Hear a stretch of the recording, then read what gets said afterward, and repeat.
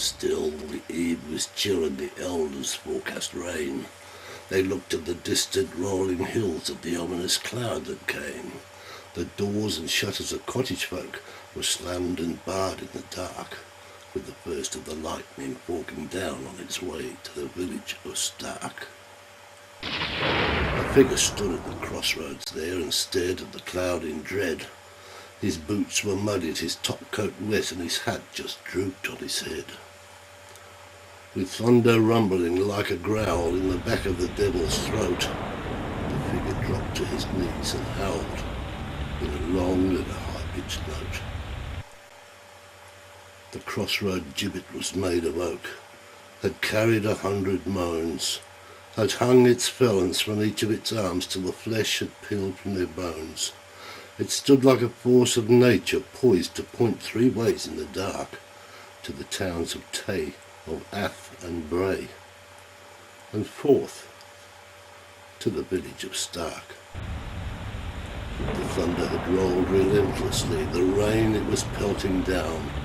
A villager saw the figure there as he halted a while and frowned. The lightning forked from the darkening cloud and it struck the figure in black as the oak exploded in one brief flash by the figure of Lightning Jack. The figure staggered and howled once more, then he shook his fist at the sky. He'd been lit up by the bright blue bolt that had crisped his hat bone dry. But now he was mad as he raised his voice and he screamed by the wreck of the tree. You can burst a gibbet and scorch the earth, but by God, you can't get me. He made his way to the village of Stark, took a room at the village inn. But news had spread of his near escape from the lightning bolt of sin. The villagers took to crossing themselves when he passed, each turned his back. They'd have no truck with the devil's seed, that they knew as Lightning Jack. For Jack had been struck a dozen times by a bolt from the darkening sky. It was almost as if he was cursed by God, and the villagers wondered why. Wherever he roamed in the lanes and fields when a storm was coming on, he'd run and hide, but the storm's black tide would follow wherever he'd gone. They said that he'd killed a man one day for a woman of gypsy blood, but she had rushed to her lover's side as he died there in the mud.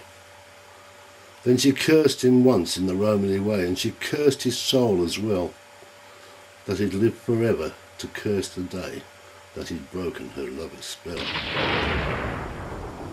They dragged him before the magistrates, his hands and his feet in chains. They'd sent him down on a murder charge to be hanged by the autumn rains. The drop it had failed to open up, the rope had snapped with his fall. The beam gave way on the 3rd attempt and he lay half stunned on the floor.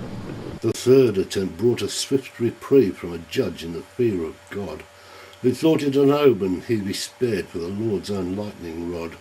So he sent him out of the country, told the wretch he'd better not hope to return again, or he'd feel the pain once more of the hangman's rope. And so he sailed to the continent, and his feet were set to roam. He slept in the barns of farmers' farms with never a place called home, while every storm from a threatening sky had caused him to curse and shout. The rolling verse of the Romany's curse was determined to seek him out. The lightning struck on the baldest hill, it struck in the deepest wood. It took one eye and blistered his tongue, withered one arm where he stood. At times he bordered on madness, scanned the skies for a lightning bolt, and shook in fear as his fate drew near, that he turned to a pillar of salt. The mayor of Stark in his ermine robes had drawn on his long gold chain, had gathered his councillors round him, raised his voice and began to declaim. As long as I'm the mayor of Stark in charge of the town's decrees, this Lightning Jack is a menace, wrecks our barns and blasts our trees. They carried him bodily into the square and they bound him up in chain.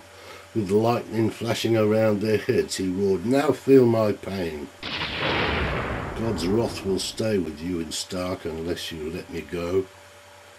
The mayor looked round the village square. then quietly answered, "No."